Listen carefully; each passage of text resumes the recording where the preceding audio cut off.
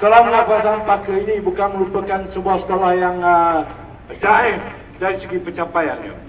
Dan saya juga amat yakin bahawa pelajar-pelajar di depan saya ini merupakan pelajar-pelajar yang mempunyai kekuatan dan semangat untuk mempertingkatkan pencapaian dalam peperiksaan dan juga untuk mempertingkatkan disiplin dan juga sahsiah bagi pelajar-pelajar di sekolah ini.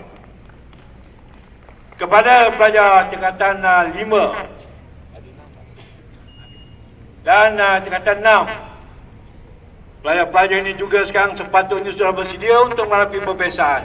Kerana peperiksaan bagi SPM dan juga SPM ini akan dimulakan pada 15 pada bulan 11. Bermakna anak-anak pelajar yang ada untuk mengambil SPM dan juga SPM ini hanya mempunyai masa lebih kurang dalam 54 hari saja lagi. Dan itu adalah merupakan jumlah hari yang sebenar.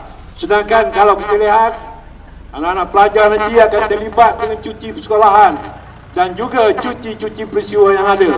Dan daripada 54 hari, sebenarnya pelajar akan mengambil SPM dan juga SPM ini hanya mempunyai masa 36 hari saja lagi. Dan akan itu,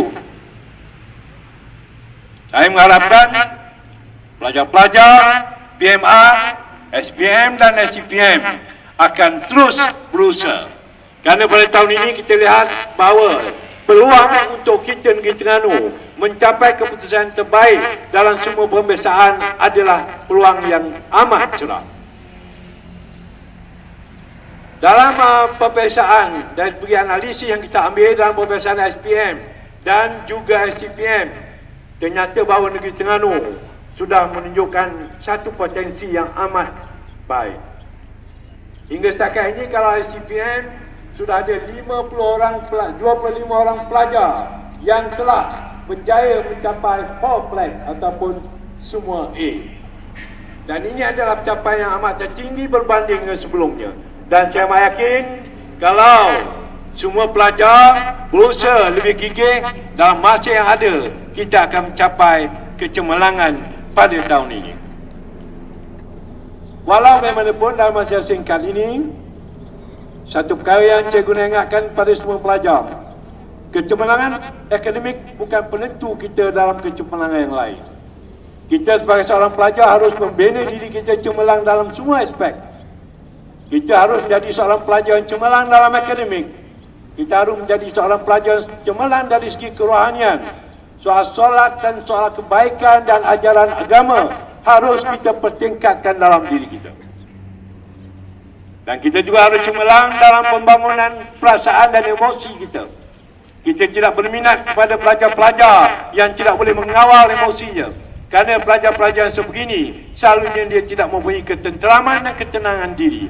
Dan pelajar yang tidak mempunyai ketenteraman dan ketenangan diri ini, selalunya tidak akan dapat membina akademik dan juga kejayaan yang lain. Saya juga mengharapkan supaya pelajar-pelajar yang ada ini, selain daripada memberi kekuatan dari segi spiritual, emosi dan juga akademik, satu perkara yang penting ialah pelajar harus membina kekuatan dari segi fizikal.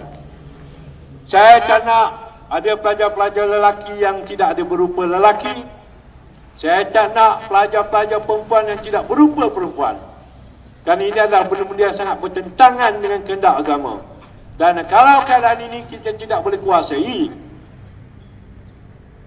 kita akan menutup ruang dan peluang kita untuk mencapai kejayaan yang lain, sama ada dari segi akademik, untuk keluar negeri dan sebagainya, termasuklah sesuatu yang berkaitan dengan peluang kita untuk melanjutkan pelajaran ke IPT tempatan dan juga ruang untuk kita mencari pekerjaan.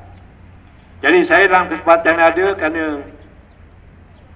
saya sendiri tidak mempunyai masa yang panjang, akan ke airport untuk menyambut ketibaan timbalan Perdana Menteri pada 8.30 nanti.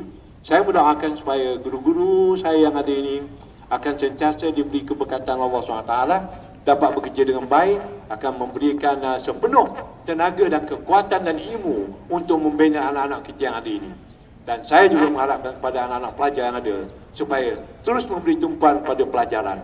Jangan derhaka kepada ibu bapa kita. Jangan derhaka kepada guru-guru kita. Kerana tanpa restu guru-guru dan juga ibu bapa, kita tidak akan sampai ke mana.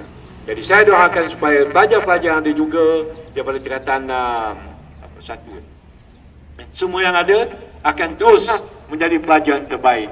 Tidak ada guna kita menjadi seorang yang tidak baik, kerana yang tidak baik itu sudah pasti tidak akan memberi sesuatu yang baik kepada masa depan kita. Selamat belajar, jaga diri baik-baik, dan jadilah orang yang cerdik dalam segala aspek kehidupan kita. Wabillahi taufiq hidayah. Wassalamualaikum warahmatullahi wabarakatuh.